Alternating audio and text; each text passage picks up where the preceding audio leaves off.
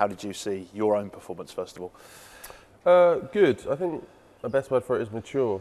I've had a tricky opponent like that before in Eric Molina, and there were situations in that fight where I rushed moments and got caught in that fight and put myself in sticky situations just by being overeager.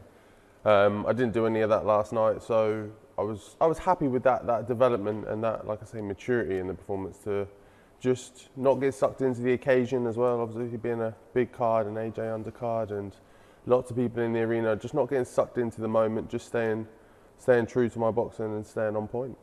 Dillian said that he told you to go in fast early. He said he didn't think that coffee was particularly warm, and that was a way you could get an edge in the fight. Did you take that on board? Is that why you started quickly? Yeah, no, he did. It was pretty much the last words I heard before the bell sounded and we got going.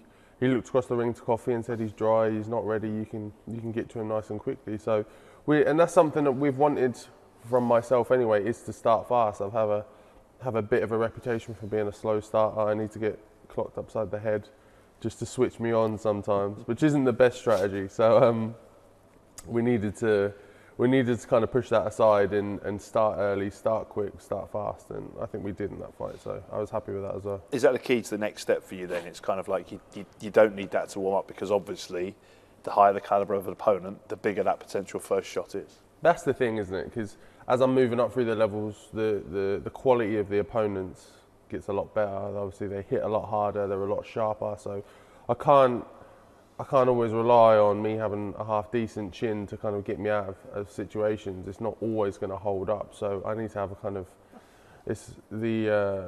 it's just not getting myself in them situations in the first place, instead of having to rely on something to get me out of it. So yeah, but it's something we've wanted to kind of implement as well. Like, it's not great, not just even taking shots, but losing maybe the first round or just the momentum of the fight. You want to kind of stay on top and keep your mark on the fight. So starting fast is the key to that. I think the last time we spoke would have been Gibraltar. Obviously, you were still very much on this journey, and how do you think you've improved in the last kind of 2-3 years? The Fabio we see now, so maybe the Fabio we saw then. It's just been growth in all areas, to be honest. I'm becoming more, like I say, mature in the ring, and I know how to manage my camps better, how to manage my body better, and my boxing IQ's gone up. I've added to my team as well, so I've got more kind of hands-on, dedicated members in my team as an S&C coach, a nutritionist. I've got 2 coaches now, so 2 different sets of eyes looking at me in terms of where I can improve and what can I do. So it's just the whole thing around me as a person, and my whole team and everything is growing and getting bigger and doing better things. So I'm happy with the direction everything's moving in. Let's talk about that direction and what's up next. 3 names keep coming up, don't they? I know Eddie spoke about it. I know you've spoke about it. How do you look at those 3? How do you rank them? All on the same playing field, really. The thing is with them, I say this to a lot of people, is that I had to maybe go above and beyond most to earn my stripes to get a British title shot. I had to have 15 fights. I had to take on the likes of Nathan Gorman, Nick Webb, Simon Vallely, Eric Molina, those type of guys, like high caliber, good guys with a lot of pedigree behind them to get my British title shot. And then there's people who are all on the same level. They've had about 5 or 6 fights, and they think they're the next one up. They think they're next in line. So everyone wants to skip a few spaces, but that's fine. If they wanna jump to me early, then they can. And the ranking of order they go in is irrelevant to me. It doesn't matter if we can line them up and we can do them 1, 2, 3. It's not a problem for me. How do you decide then who you fight next? I mean, significantly, perhaps Frazer Clarke was ringside. There's obviously mutual respect there. He was very keen for that fight.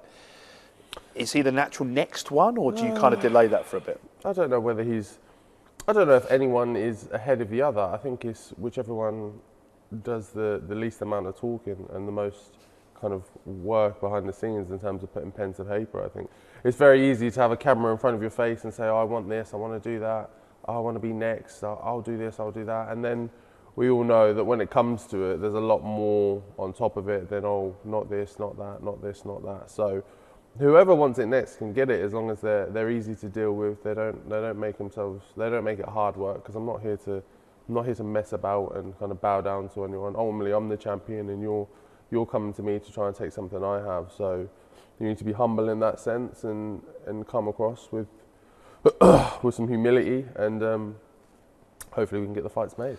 David Adeleye is loud as well. Yeah, that's one word for it. A diplomatic one, maybe.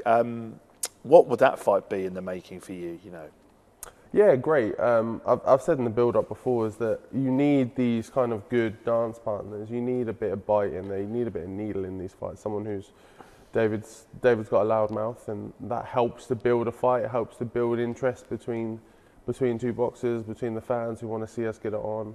It's one people are very keen on, so it's definitely one of the ones that would be crucial to kind of my career as well, because I think that having a fight like that where people are really invested in what's actually going to go on here is, David's talked a lot, can he back it up, those questions, and I've done the same thing, so I think that adds so much more to a fight. And on a domestic level, it feels quite exciting again, the division. A lot. If we go back over the last maybe decade, there's been fighters like AJ, I mean Dillian and others, who have very quickly gone straight through, seemingly, and it's been about getting to a world title. But right now, there seems to be a lot to be settled domestically, doesn't there, before any of you is able to move on? That's the thing. We kind of have to scrap it out amongst ourselves before we can figure out who's the one to kind of send off to go for those world titles, which is great because it means that the division is full. There's a lot going on. There's a lot of good fighters as well. Like I say, it's packed with kind of people who are now starting out, people in the kind of middle area where I am on moving towards kind of fringe world title level, and then we've obviously got a lot of boys at the top as well. So the heavyweight division as a whole for the UK is packed out, and it's great as well because we get to see great domestic dust-ups. They're some of the best fights that we get to see as fans, that you get to see those people. You've seen them come up through having their kind of build-up fights, and then you've seen them grow into the fight they are, and then to pit two of those against each other and see who comes out top is always a great matchup. And in terms of CVs as well, because chatting with Dill just a minute ago, he said that AJ needs him. AJ said last night that Fury needs him because obviously you need dance partners, but it's about CVs, right? And it's the same for you, right? Frazer Clarke, good example. You beat him, you've beaten an Olympic medalist. He beats you, he's taken someone that's earned their honours and been brilliant and British champion. So you both need each other almost to move to that next step. Yeah, exactly. There has to be a level of, you have to recognise that you can't just get through fighting kind of nobodies that no one knows, that no one's going to pay attention to, because like you say, legacy is a key thing to this, and you need something that the fans are going to grip to, and something they're going to go, oh, I saw this guy, he's good, and I saw Fab, he's good. What happens when they come together? So like you say, you do need a good dance partner to kind of work with on the night, and thankfully the division is full of them. So there's a lot of good fights out there to be made. And can you, from your point of view, it seems like you'll fight anyone, right? Is that the mindset? Because it's not always as easy as that. As you say, camera in face, I'll fight him, I'll fight him, then the fight doesn't happen, and we've seen that countless times, even in the last few weeks. Yeah, of course. I come from that Dylan White school of anytime, any place, anywhere. It doesn't matter. We've never turned down any contender. We've never been offered anything and said no. We've always been willing to take them on. It's not a problem. Like I'm not fussed. I want to be in these situations. I put myself in this place. I could have taken some easier fights along the road. I didn't have to take the likes of Eric Molina at like my 10th fight. I could put myself in them situations because I want to test myself. They're the areas where I thrive the most. High pressure environments where everything's on the line. It's kind of make or break, and I never crumble in them situations. I only come on stronger. I only get better. So you see the best out of me in them situations. So I love putting myself there. So exactly that. Anyone who wants it can get it. Just finally then, where do you see your career going now? Because now you are an established heavyweight. Now you are a British champion. Like how much further can the Fabio Wardley journey go? I can go all the way. 1,000%. I have 1,000% faith in myself, in my team. We can go all the way to the top. There's nothing that can stop me. It's just myself. As long as I stay focused, stay dedicated on the path, committed to the sport, committed to my training, I can go all the way. I've got all the attributes. All I need to do now is implement them right. Like I say, focus on technique and a few foundation bits, and I'm there. I can do it.